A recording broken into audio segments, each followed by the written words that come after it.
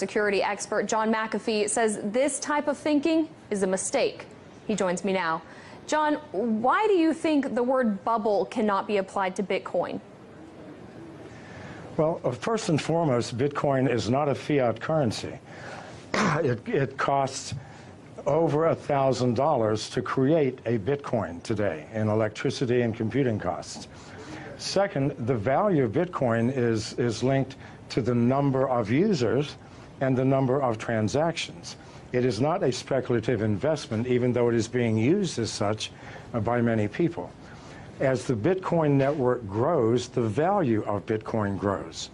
As people move into Bitcoin for payments and receipts, they stop using US dollars, euros, Chinese yuan, which in the long term devalues these currencies. So what you're seeing is more of a currency devaluation than a bubble in Bitcoin. As more people use it, it has more intrinsic value. And again, the cost of producing a Bitcoin increases with the value of the Bitcoin. So this is not something that we're pulling out of thin air. This is something that's created with massive amounts of electricity and computing power. Well, someone who disagrees with you on the term of bubble when it comes to Bitcoin is Mark Cuban. Back in June, he tweeted, "I think it's a bubble. I just don't know when or how much it corrects." When everyone is bragging about how easy they're making money, that equals a bubble. Now, when he tweeted that, Bitcoin dipped in price. So how can one person's random Twitter thread have that effect on the price? And what does it say about Bitcoin stability? Well, it says nothing about Bitcoin stability. After it dropped $500, it's now at 44. So these temporary fluctuations are meaningless, created by speculators, people who do not understand the fundamental technology of the blockchain.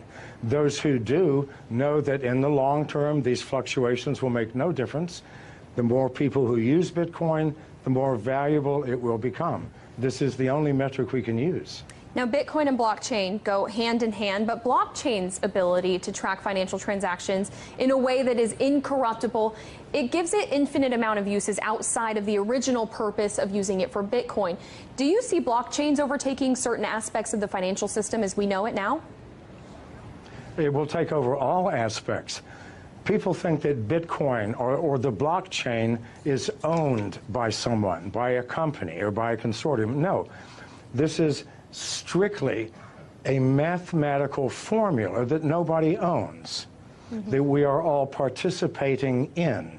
And we use the blockchain for everything from fixing supply chain problems in corporations to verifying the authenticity of the sender and receiver in a financial transaction.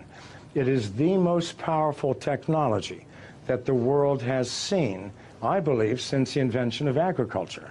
Now, John, we've showed our viewers Bitcoin's rise just in the past month, and we can show it to them again if it's up there. But on July 17th, 1 month ago, you tweeted that Bitcoin's low of 1,800 yesterday simply could not be maintained. In the long term, Bitcoin moves above 500,000 within 3 years. Bet, you ask? So I ask you, John, do you stand by your statement?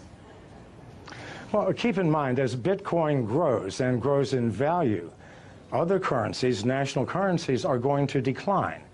So the advantage to using Bitcoin, the advantages are huge. If I do a wire transfer, it'll take me 24 hours. If I do a Bitcoin transfer, it takes me 30 seconds. It is instantaneous.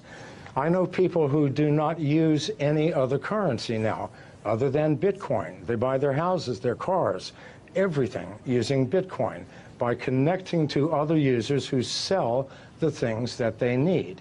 As more and more people use this, what will happen to national currencies? They will obviously devalue. They have to.